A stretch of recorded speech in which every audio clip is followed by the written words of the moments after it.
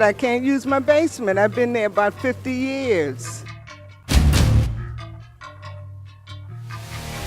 had a flood in 1975 in which we had to take out loans and pay it back with interest, and we have been having floods ever since.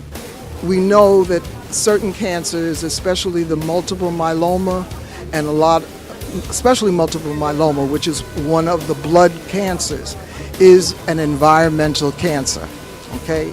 And they can prove it by me. So we're here today to talk to the commissioners to see what we can do about the projects that they slated to get them moved up. And anything that they can do to move up projects that they're planning is really going to alleviate a lot of the concerns of the residents.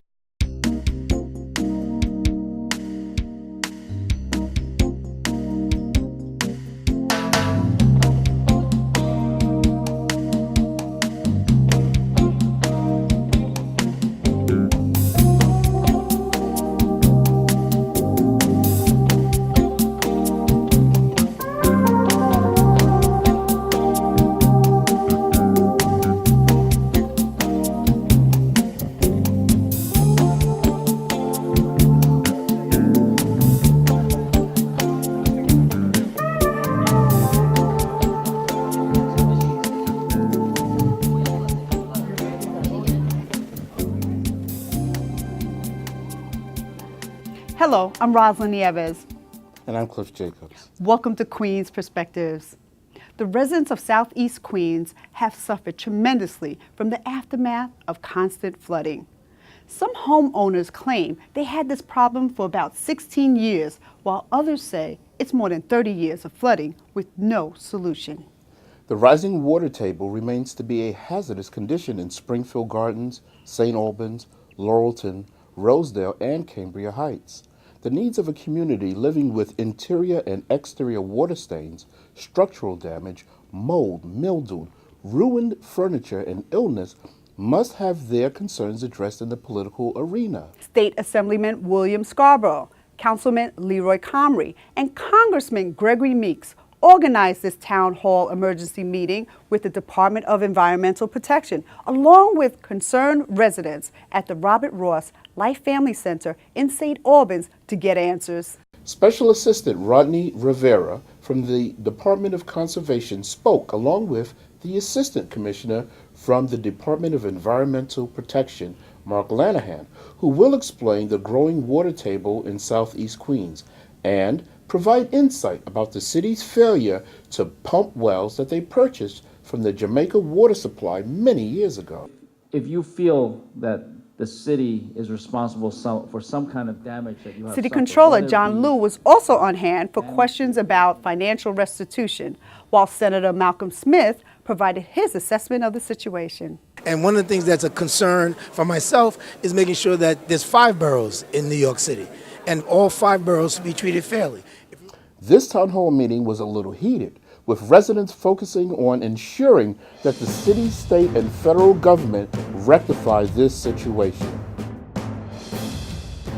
As of today, I cannot use my basement at all. It's nothing but a shell. With my basement, I have 2 pumps going 24/7. They don't last but maybe a year. They have to be replaced, and it's very costly. But I had to get all the mold, everything, the walls. I have no rooms or nothing down there. I live right next door to one of the most contaminated wells in Queens, which has been closed down for almost 15, 20 years now. But our problems have not gotten any lighter. They've gotten worse because we are not getting the kind of action that we need from, city government, of DEP, all of the other agencies that have to do with this particular problem. So we're praying and we're hoping that some resolution comes for us in this community as soon as possible. We are way overdue. The schedules have been moved back 3 and 4 times, and something that was supposed to be finished the end of this year, 2012, will not be started, they tell us, until 2018. And that's why you see the amount of people you see here tonight. It just can't go on like this. My health, I am a 23-year cancer survivor, 16 from pancreatic cancer, and I just celebrated my 5th anniversary from my bone marrow stem cell. It's been quite a struggle for me, but God is good, and for him to leave me here after 16 years with pancreatic cancer, he knows that he wants me to fight this fight. So that's why I'm stay as active as I do in this community. 20 years ago, when New York City took over the Jamaica water supply wells, prior to that, they were pumping 60 million gallons of water per day out of the ground. That kept the water low. When the city took over, they stopped pumping those wells, and the water came down from aquifers upstate. So that water began to rise because it was not being taken out of the ground. When it rained, it was recharged. And so between the time that they stopped pumping that water and 4 years ago, the water had risen 30 feet. It has risen more since then. And so that's the problem. The solution is get that water out of the ground. We are here today is to the town hall that is being done by Assemblyman Scarborough, Congressman Meeks, as well as Councilman Comrie.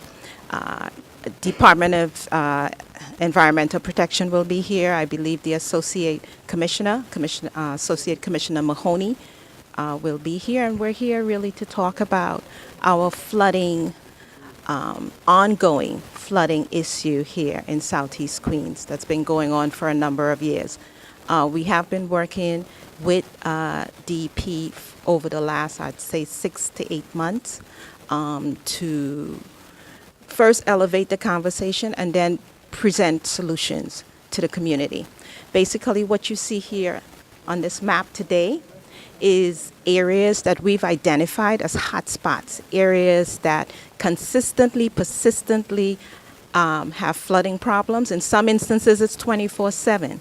In some instances, it's folks where in their basement, you can actually see the water with a pump running through every day, 24/7.